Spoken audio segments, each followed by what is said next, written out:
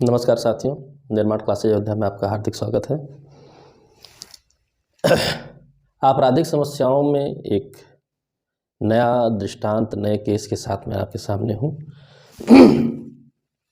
Most important प्रश्न है और कई बार पूछा हुआ है ये प्रश्न। कुछ इसमें टेक्निकल बातें हैं, उसके अनुसार आपको ध्यान देना होगा कि इसका उत्तर किस प्रकार होगा। प्रश्न क्या है? ए 10वीं कक्षा का विद्यार्थी था। वार्षिक परीक्षा में लगातार 3 वर्षों तक असफल हो रहा था। हर वर्ष वार्षिक परीक्षा देता था और असफल हो जाता था। उसकी एक 19 वर्षीय पत्नी थी जो कि पढ़ी लिखी थी, यानी कि पढ़ी लिखी पत्नी थी। उससे बेहतर पढ़ाई लिखाई उसकी थी, लेकिन ये फेल हो जा रहा था। अनुत्तीर्ण होने पर उद्विग्न होकर घर छोड़कर चला गया। लगातार फेल होते होते परेशान होकर मन विचलित हो गया, घर छोड़कर चला गया। 1 सप्ताह बाद वापस आया और पत्नी से अपना जीवन समाप्त करने की इच्छा जताई। फिर कुछ सोचा समझा वापस लौटा और पत्नी से कहता है कि अब फेल होते होते मैं परेशान हो गया हूँ, अब मुझे जीवन जीने की भी इच्छा नहीं रह गई है। इतना मन उसका विचलित था कि उसने कहा अब मुझे जीवन जीने की इच्छा नहीं रह गई है। पत्नी ने क्या कहा? पत्नी ने कहा कि पहले तुम मुझे मार डालो, फिर अपने आप को। पत्नी ने कहा कि आपके बिना मैं जीकर क्या करूंगी, आप ही से मेरा जीवन है, तो ऐसा करिए पहले मुझे मार डालिए, फिर स्वयं को आप मार दीजिए। ना मैं रहूं दुनिया में, ना आप रहें दुनिया में, यदि आपकी ऐसी इच्छा हो गई है। तो उसने कहा ठीक है। पत्नी जमीन पर लेट गई और ए ने धारदार हथियार से 3 बार वार किया। पत्नी ने अपने प्राण त्यागने के लिए सुविधा प्रदान करते हुए वो जमीन से लेट गई, जमीन पर लेट गई और ए ने फिर उस पर प्राणघातक 3 वार किए। तत्काल पत्नी की मृत्यु हो गई। यानी कि वार जो अटेम्प्ट थे उनका परिणाम यह था कि पत्नी की तत्काल मृत्यु हो गई और वह खून से लथपथ बाहर आया। कमरे में मृत्यु कारित करने के बाद वो बाहर आता है और जब तक वह आत्मवध कर सके, यानी कि अपने आप को मार सके, आत्महत्या कर सके, एक व्यक्ति ने उसका पीछा कर पकड़कर कमरे में बंद कर दिया। यानी कि स्वयं को वो मार पाए उससे पहले उसे पकड़ लिया गया और कमरे में बंद कर दिया गया। ए का क्या दायित्व होगा? ए का क्या दायित्व होगा? दृष्टांत लंबा है, गंभीर समस्या है, बहुत बेहतर ढंग से उत्तर लिखने की आवश्यकता है। तो ए का क्या आपराधिक दायित्व होगा? उसके लिए स्पष्ट उत्तर है, ए ने आपराधिक मानववध का अपराध किया है, कल्पेबल होमिसाइड का अपराध किया है।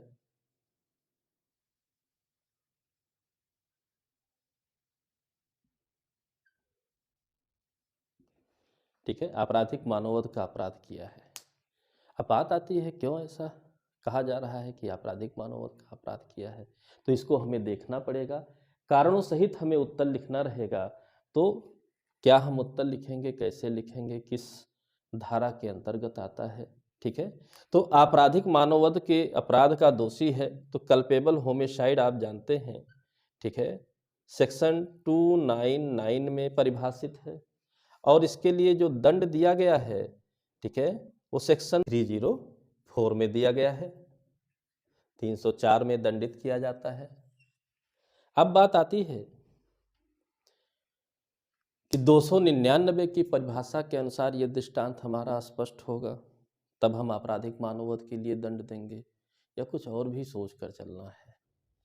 तो जब हम धारा 300 पढ़ते हैं, क्योंकि मार डालने के आशय से धारदार हथियार से इसने, यानी कि इस कृत्य में ए का जो कार्य है, इसमें ए के कार्य में आशय है, ठीक है, मृत्यु का, ठीक, धारदार हथियार है।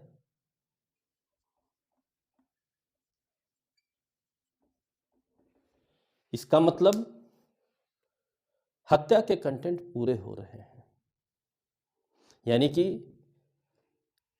इसके कार्य की प्रकृति उपहत इतनी गंभीर है जो प्रकृति के मामूली अनुक्रम में किसी की भी मृत्यु कारित करा दे। तो जब हम धारा 300 देखेंगे तो धारा 300 के तीसरे खंड में, ठीक है, धारा 300 के तीसरे खंड में ये जाएगा, ठीक है, धारा 300 के तीसरे खंड में जाएगा,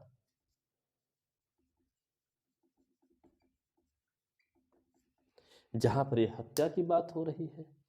लेकिन धारा 300 में ही 5 अपवाद दिए गए हैं। यदि इन 5 अपवादों में मामला आता है तो वह हत्या ना होकर आपराधिक मानववध का अपराध बनता है। यानी कि प्रथम दृष्टया मामला कहाँ जा रहा है? हत्या के तीसरे भाग में जा रहा है, जहां लिखा हुआ है कि कोई व्यक्ति ऐसी शारीरिक क्षति करने के आशय से कार्य करता है कि प्रकृति के मामूली अनुक्रम में मृत्यु कारित करने के लिए पर्याप्त हो। दूसरा खंड भी ऐसा कहता है कि संभाव्य हो, तो वह हत्या का अपराध करता है। परंतु शुरुआत में ही दिया है कि एतस्मिन पश्चात अपवादित दशाओं को छोड़कर, यानी कि जो धारा 300 में अपवाद लिखे हैं उनमें अगर मामला आ जाता है तो वह कार्य हत्या ना हो करके, अब यह कार्य धारा 300 के तीसरे खंड में हत्या का तो बन रहा है, परंतु इसके साथ जुड़ जाएगा अपवाद 5 सम्मति। अपवाद 5 सहमति जुड़ गया, ठीक, यानी कि इस कार्य के साथ अपवाद 5 भी जुड़ रहा है, इसलिए मामला आपराधिक मानववध में जाएगा। कहने का अर्थ यह है कि एक का कृत्य हत्या का कृत्य ना होकर आपराधिक मानववध का कृत्य होगा, क्योंकि अपवाद 5 के, धारा 300 के अपवाद 5 के अनुसार उसकी पत्नी ने अपने मृत्यु की उसे सहमति दी है। इस वजह से, इस कारण से उसका कृत्य हत्या के अपराध में न रहकर आपराधिक मानववध के अपराध में जाएगा। इसकी पत्नी वयस्क है, 19 वर्षीय पत्नी है, पढ़ी लिखी समझदार पत्नी है और स्वेच्छया सहमति दे रही है। ना कोई भय दिखाया गया है, ना ही कुछ ऐसा बरगलाया गया है उसे कि उसकी सहमति पर दुष्प्रभाव पड़े और वो सहमति की कैटेगरी में ना आए, ऐसा कुछ भी नहीं किया गया है। सामान्य अनुक्रम में उसने सहमति दी है तो उसकी सहमति की पूर्ण वैल्यू होगी। जानबूझकर समझदारी से दी गई सहमति है, इसलिए सहमति की पूर्ण वैल्यू होगी। इसलिए अपवाद 5 के तहत यह कृत्य हत्या ना होकर आपराधिक मानववध का अपराध होगा। यानी कि समरी में कहा जाए, सामान्य तौर पर कहा जाए तो 19 वर्षीय पत्नी, पढ़ी लिखी यानी कि समझदार पत्नी, सहमति के लिए कोई दबाव नहीं डाला गया, कोई भय नहीं दिखाया गया, तो सहमति को सहमति ही माना जाएगा। तो अपवाद 5 जब कहता है कि जब कोई व्यक्ति 18 वर्ष से ज्यादा आयु का हो, वह अपनी मृत्यु के जोखिम की सहमति देता है, तो वह उस कार्य जिससे उसकी मृत्यु होती है, जिस कार्य को उसने सहमति दी है मृत्यु का जोखिम उठाते हुए, वो हत्या ना होकर आपराधिक मानववध का अपराध होता है।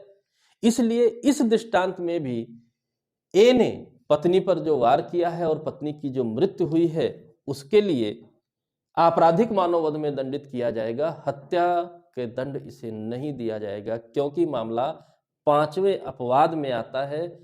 18 वर्ष से अधिक आयु की पत्नी की स्वेच्छया सहमति है, समझदारी पूर्वक कार्य की प्रकृति को समझते हुए सहमति दी गई है, इसलिए ए के आपराधिक दायित्व क्या होगा? आपराधिक मानववध का आपराधिक दायित्व होगा, न कि हत्या का दायित्व होगा। दूसरी बात, आत्मवध करने के लिए भी कभी कभी कंफ्यूजन होता है कि वो आत्महत्या करने जा रहा है, तो आत्महत्या का प्रयत्न भी दंडनीय है, लेकिन आत्महत्या के प्रयत्न के लिए इसलिए नहीं दंडनीय होगा क्योंकि इसने प्रयत्न करने की अभी कोशिश नहीं की। जब तक आत्मवध के लिए वो आगे अग्रसरित होता, प्रयत्न होता, तैयारी होती, कुछ भी होता, उससे पहले ही एक व्यक्ति उसका पीछा कर पकड़कर उसे कमरे में बंद कर दिया है। इसलिए आत्महत्या के प्रयत्न के लिए दंडित नहीं किया जाएगा क्योंकि अभी इसने प्रयत्न प्रारंभ ही नहीं किया है। लेकिन पत्नी की मृत्यु के लिए दंडित किया जाएगा।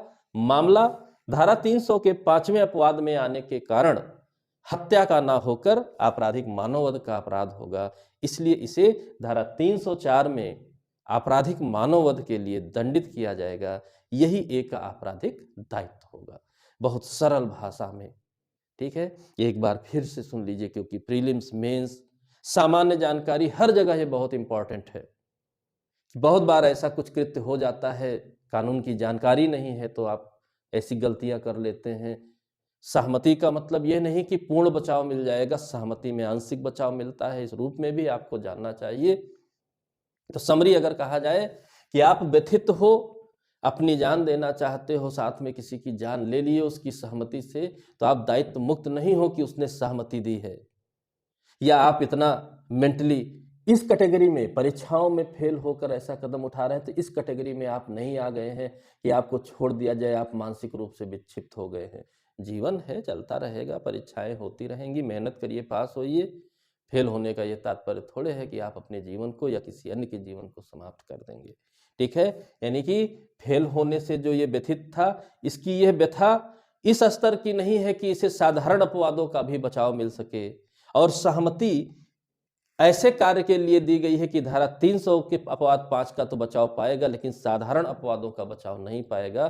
कोई लाभ के लिए दी गई सहमति नहीं है, एक सामान्य सी प्रक्रिया के दौरान दी गई सहमति है। तो इस बात को समझते हुए उत्तर को लिखिएगा।